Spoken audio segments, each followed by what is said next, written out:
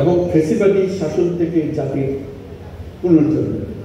আজ আমি গভীর শ্রদ্ধার সঙ্গে স্মরণ করছি 1971 সালের স্বাধীনতা যুদ্ধের সকল বীর মুক্তিযোদ্ধাদের, যাদের আত্মত্যাগে আমরা পেয়েছি স্বাধীন সার্বভৌম বাংলাদেশ।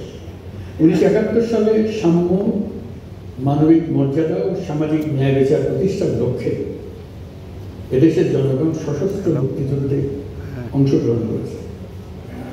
লাখো প্রাণের বিনিময়ে একটি স্বাধীন রাষ্ট্র প্রতিষ্ঠা হয়েছে। কিন্তু স্বাধীনতার অর্ধশতাব্দী পরেও এদেশের মানুষ সুবিচার ও গণতন্ত্র থেকে বঞ্চিত হয়েছে, বৈষম্যের শিকার হয়েছে। 2024 সালের উত্তাল জুলাই ছিল বাংলাদেশের ইতিহাসের সংকটময় অধ্যায়। 16 বছরের পুঞ্জীভূত ক্ষোভের বহিঃপ্রকাশ। এদেশের এই বিপুল সংখ্যক তরুণরা 16 বছর ধরে ক্রমাগত হতাশা নিমজ্জিত ছিল। ভালো ফলাফল করেও চাকরির জন্য ক্ষমতাসীনদের দুয়ারে দুয়ারে ঘুরেছে। চাকরিকে ঘিরে তৈরি হয়েছিল দুর্নীতি, স্বজনপ্রীতি, আত্মবিবেচনা। যে তরুণ ঘুষ দিতে পারেনি, এলাকার মাফিয়াদের সঙ্গে সখ্য গড়ে তুলতে পারেনি, তার চাকরি হয়নি। সরকারি চাকরিতে বৈষম্যমূলক কোটা পদ্ধতি, যেটা মূলত ছিল দুর্নীতি ও স্বজনপ্রীতির আরেকটা হাতিয়ার, এর বিরুদ্ধে তরুণ সমাজ দীর্ঘদিন ধরে প্রতিবাদ বিক্ষোভ করলেও ফেসিবাদী শাসকের তনক নড়েনি। দীর্ঘ এই সময় প্রতিটি সেক্টরে মাফিয়াতন্ত্র কায়েম করে একটি সুবিধাভোগী শ্রেণী তৈরি করা হয়েছে, যারা আর্থিক ও অন্যান্য সুবিধার বিনিময়ে স্বৈরাচারের পক্ষে কথা বলবে, কাজ করবে। স্বৈরাচারের পক্ষের সঙ্গী হলেই তার চাকরি হয়, কাজ মিলবে। সরকারি প্রতিষ্ঠান, শিক্ষা প্রতিষ্ঠান, অর্থনৈতিক প্রতিষ্ঠান, এমনকি বিচার ব্যবস্থা, আইন শৃঙ্খলা বাহিনী, গণমাধ্যম ও সাংস্কৃতিক মণ্ডলেও এই ধরনের সুবিধাভোগী শ্রেণী তৈরি হয়েছিল। এদেশের গরিব মেহনতি মানুষের পয়সা লুট করে পতিত ফেসিবাদ ও তাকে সহযোগীরা এক একজন টাকার পাহাড় গড়ে তোলে। সীমাহীন দুর্নীতির কবলে পড়ে অর্থনীতি ভেঙে পড়ে। এই 1.5 যুগে প্রতিটি ন্যায্য দাবি, প্রতিবাদ, বিক্ষোভ চলাকালে পুলিশের পাশাপাশি দলীয় সন্ত্রাসীরা অস্ত্র হাতে আন্দোলনকারীদের পিটিয়েছে।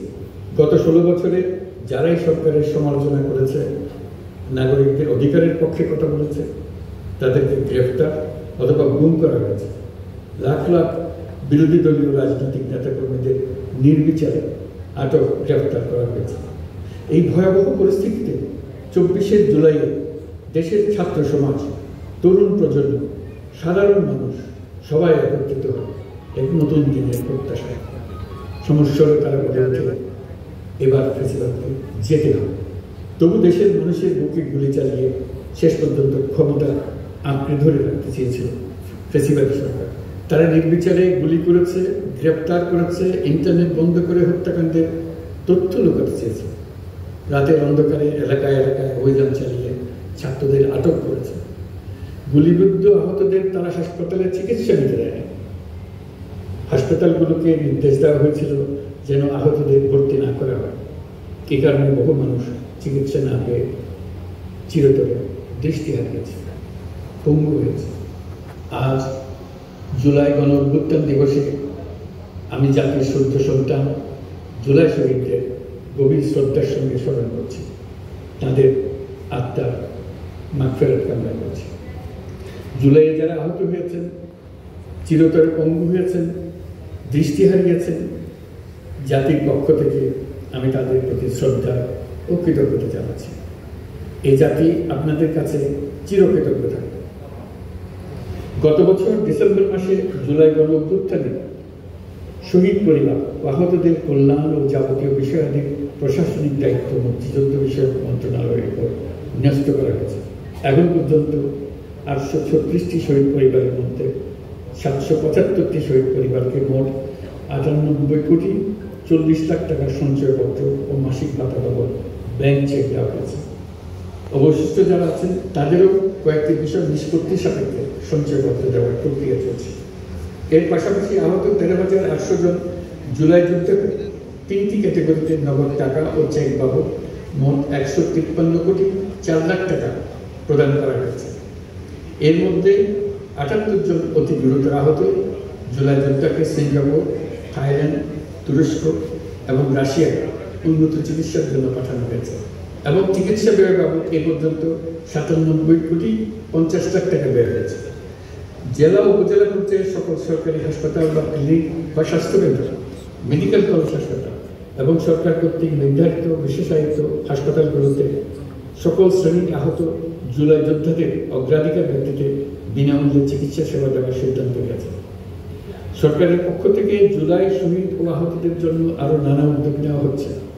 তবে জুলাইয়ের মহানায়কদের আত্মত্যাগ তখনই সার্থক হবে যখন এই দেশকে আমরা একটি সত্যিকারের জনকল্যাণকর দেশ হিসেবে গড়ে তুলতে পারব। আজ আমরা কেবল অতীত স্মরণ করতে আসিনি, আমরা একটি শপথ গ্রহণ করতে এসেছি। শপথ এই, আমরা কোনো ধরনের নিপীড়নের কাছে মাথা নোয়াবো না। আমরা প্রতিষ্ঠা করব একটা জবাবদিহিমূলক, মানবিক, গণতান্ত্রিক এবং বৈষম্যহীন রাষ্ট্র, এমন রাষ্ট্র যা সবসময় জনকল্যাণে কাজ করবে। জুলাই শহীদদের আত্মত্যাগ আমরা বৃথা যেতে দেব না। তাদের আত্মত্যাগই হবে আমাদের পথ চলার প্রেরণা, তাদের স্বপ্নই হবে আমাদের আগামী বাংলাদেশের নির্মাণ রেখা।